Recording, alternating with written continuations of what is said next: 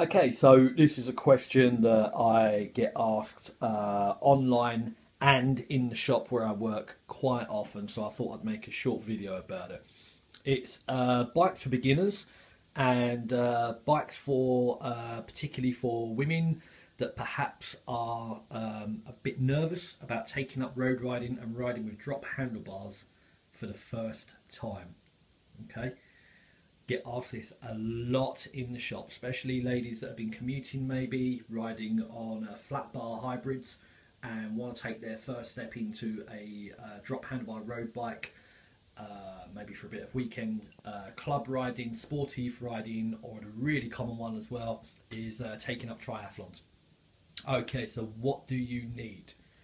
You don't need, especially as a first time beginner rider, you don't need a super aggressive, very low front end, short wheelbase, really fast reacting race bike. Okay, that's what a lot of people in shops will probably want to point you towards because that's what they enjoy riding.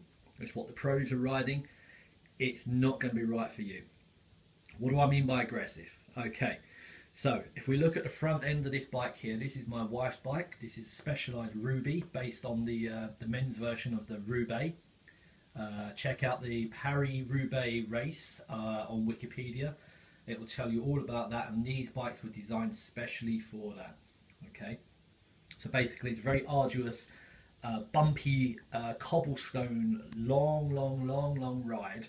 Okay, long race, one-day race, and manufacturers design bikes to cope with that. So what have we got here? We've got a bike with a longer wheelbase. Okay, that's the distance between the rear axle, the rear hub, to the front axle, the front hub, there. Okay, so front to back, that distance between the two. The shorter you make that, the quicker a bike can turn. Okay, the longer you make it, the more stable a bike is in a straight line. Okay, what that does is a long wheelbase bike gives you a confident feeling ride. It's a very stable, confident ride. Okay, it's not going to turn like a housefly, but that as a beginner is not what you want. Okay, you need something that's going to inspire some confidence and make you feel like you're in control of the bike, and it's very easy to ride, very comfortable to ride, very intuitive to ride. You don't want something that's twitching about underneath you, and as I say, can turn like a housefly on you. That's not what you need as a beginner. You need something that's going to inspire confidence. So that's what this bike has got.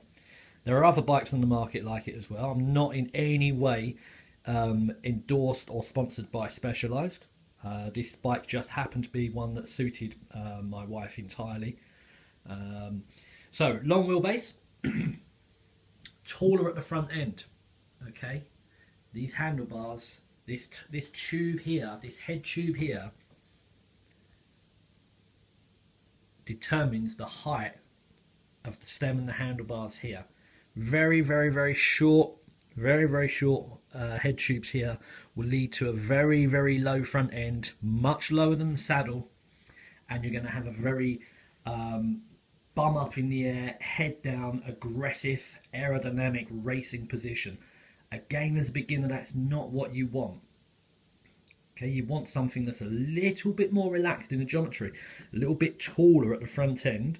Okay, what that's going to do is, if you imagine the rider sitting on here and you've got the back angle, the angle of the back here, that's going to make that angle sit up just a bit more, take a bit of pressure off the back, and put a little bit more weight down through your trunk, down through your bum, through the saddle.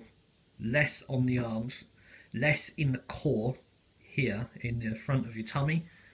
Okay, that needs to support you if you're in a very low racy position.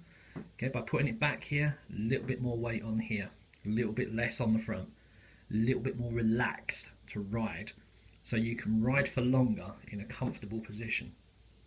Okay, so longer wheelbase makes it more stable, more relaxed at the front end, bringing you up, makes it a bit more comfortable as well. So this whole bike is designed to be comfortable. It's designed to be easier to ride. Okay, this particular one they've built these into the front forks. Okay, it's like a little rubber shock absorber thing in there. It allows a tiny bit of absorption of vibrations coming up from the road. What that does is, if you follow the fork up, that takes all that vibration out of this area here that you would normally get. So again, easier to ride, less fatigue. They've done the same at the back end here, and again, that helps this whole area here be a bit more compliant and absorb some road buzz and some vibrations, and less of it gets through to this part of the frame and up the saddle to you. They've also got this special seat post that they call a cobble gobble, because it's used to gobble up all the cobbles on the springtime one-day classic races over those cobbles. And that as well has got a little rubberized insert there, and it allows this to kind of flex and open and close, and that again just gives you a little bit of compliance in the saddle. It all adds up to a bike that's easier to ride, more comfortable to ride, and takes less energy to ride. And as a beginner, that's entirely what you want. You want something that's going to be easy, it's going to be confidence inspiring, not going to take 110% concentration every single second that you're on it. So that's what you want to look for if you're a beginner. If you're a woman, this is a woman specific frame as well, this bike. Okay, so differences with women specific frames are, for the same height as man's frame, you would generally, but not always, but generally get a shorter top tube here. And the reason for this is women for the same height as a man are generally, but not exclusively, but generally a bit shorter in the torso and a bit longer in the leg. So shorter torso would mean less reach from the saddle to the handlebars.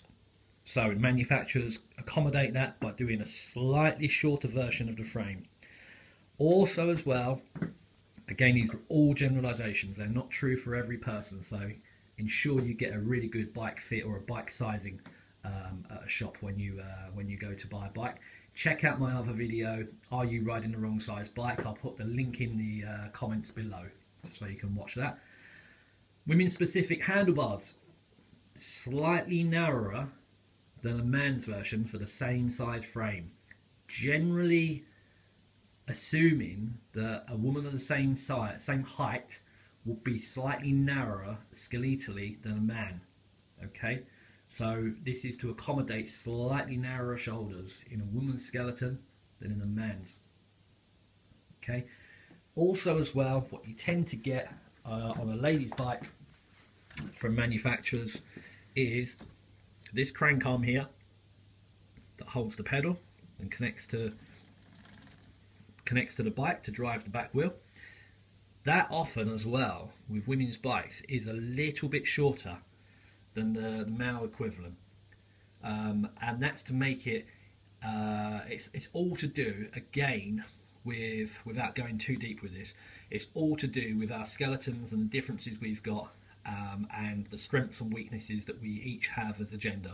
Okay, so that's to accommodate that on there. Often as well, they'll put on, for entry-level beginner bikes or bikes that are supposed to be easier to ride and help us have an easier time of it, different gearing. Okay, so you've got your chain rings here. They're often compact gears, which makes them easier to turn the pedals, easier to get up hills.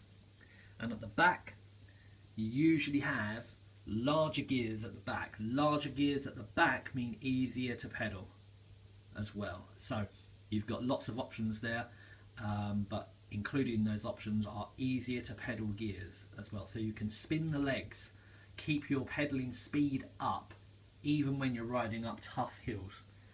What you don't want to be doing, especially as a beginner, but nobody really wants to be doing this, you don't want to be grinding away really slowly, but really difficultly trying to turn those pedals like that. That's just going to tear your leg muscles apart. It's going to build up metabolites in your system that you're not going to clear in time, and you're just going to have an an awful time trying to get up hills on a bike like that. You want a bike with gears that can help you keep a high spinning speed on those pedals at all times. So that even when you're going up hills, you can spin your pedals like this, your legs don't get torn apart, and you can maintain that effort using your cardio system. And that's what you want to do. Okay, even the pros at the very highest level are employing this technique today. Look at Chris Froome, look at Contador, look at Cancellara. All of these guys are looking to spin a higher RPM through those pedals, you know, like this. They're looking up the steep hills to be going at 100, 110, 120 RPM cadence on their pedals. If you haven't got the gears to do that, if your gears are making you turn ever so slowly and grinding with all of your strength, you're just not going to be able to keep that up for very, very long. Okay? So there you go, beginners bikes and women specific bikes. This is what to look for. Again, check out my video. I'll leave the link in the comments below. Are you riding the wrong size bike? Thanks for watching.